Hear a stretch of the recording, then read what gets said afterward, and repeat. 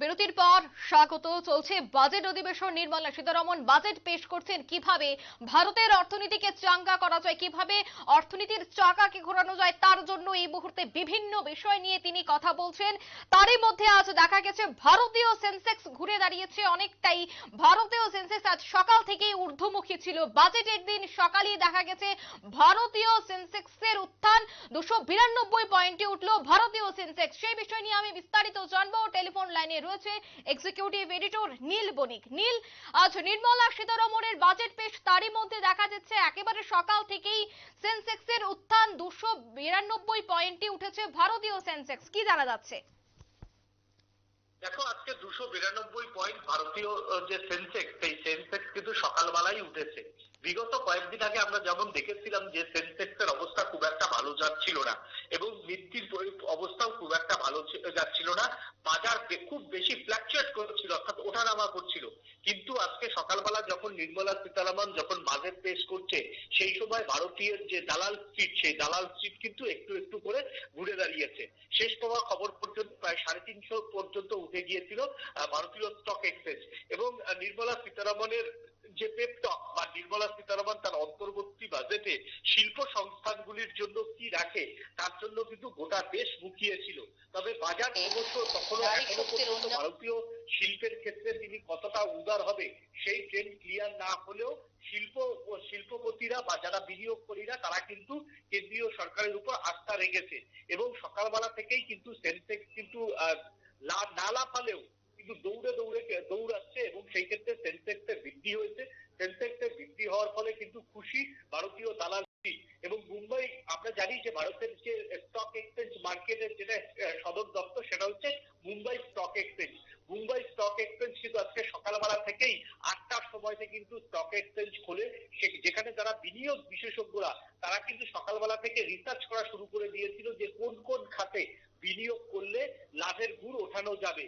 সেই জায়গাতে দাঁড়িয়ে থেকে নির্মলা সীতারমণ যে সিদ্ধান্তগুলি নিয়েছে, দেশের কৃষি ক্ষেত্রে আরো বেশি পিপিপি মডেলের উপর জোর দিতে চাইছে।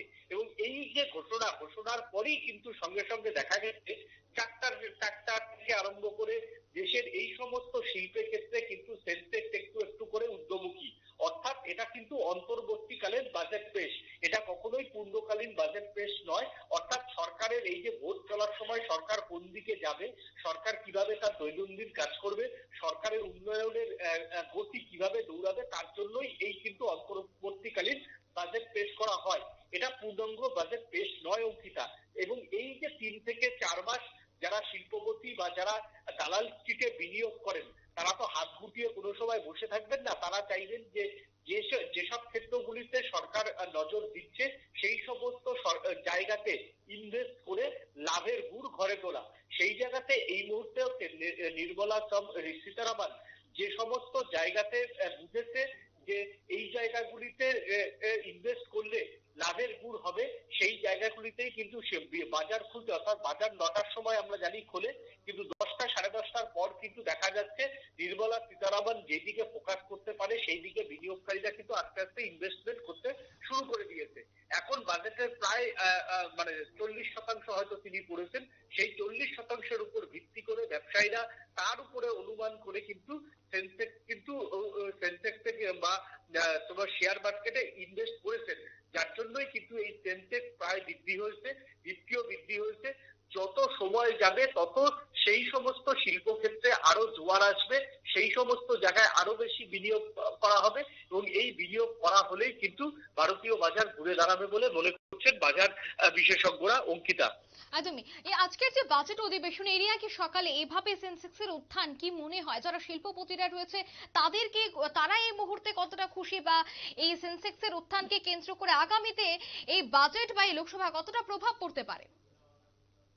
দেখো, যারা শিল্পপতি তারা চাইবে যে শিল্পে কর ছাড় দেওয়া হোক, কি নির্মলা সীতারমণ শিল্পে কর ছাড় দেওয়া হোক। কিন্তু আমার মনে হয় এখনো পর্যন্ত বাজেটে শিল্পে সরাসরি কর ছাড় দেবেন না, তাহলে এটা ঝুঁকিপূর্ণ হতে পারে রাজনীতির কারণে। কারণ হচ্ছে তাহলে এমনিতেই আদানি এবং আম্বানিদের ট্যাগ কিন্তু মোদী সরকারের রয়েছে। এই মুহূর্তে যদি শিল্পপতিদের একটা কর ছাড়ের বিষয় চলে আসে, তাহলে কিন্তু ভোটের আগে বিরোধীরা নতুন করে অস্ত্র পাবে। সেই অস্ত্রে যাতে বিরোধীরা সাড় না দিতে পারে, তার জন্য আমার মনে হয় যে সরাসরি ভাবে কিন্তু শিল্পপতিদের যে উৎপাদনে সেই উৎপাদন শিল্পে সরাসরি ট্যাক্স ছাড় দেবে না, এবং পরিষেবা শিল্পে কিছুটা ট্যাক্স ছাড় দিতে পারে, সেটা হচ্ছে স্থানীয় অর্থনীতি ঘুরে দাঁড়ানোর জন্য।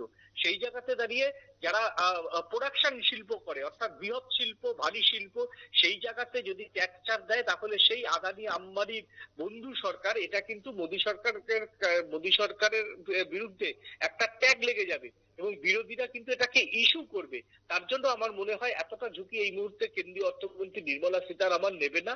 তিনি এইবার সংস্কারমুখী বাজেট না করে একটু সবার যাতে রিলিফ হয় সেই রকম একটা বাজেট করার চেষ্টা করবে বলেই মনে হয়। এবং ভোটের দিকে তাকিয়ে এটা খুব স্বাভাবিক, এবং ভোটের দিকে তাকিয়ে এই যে উত্থান পতনের পরে যদি সত্যি ভারতীয় বাজার একটু একটু করে উত্থান হয় তাহলে এই বিষয়টা কেন্দ্রীয় সরকারকে ভোটের আগে অনেকটাই স্বস্তিতে রাখবে। অঙ্কিতা, একদমই ধন্যবাদ নীল।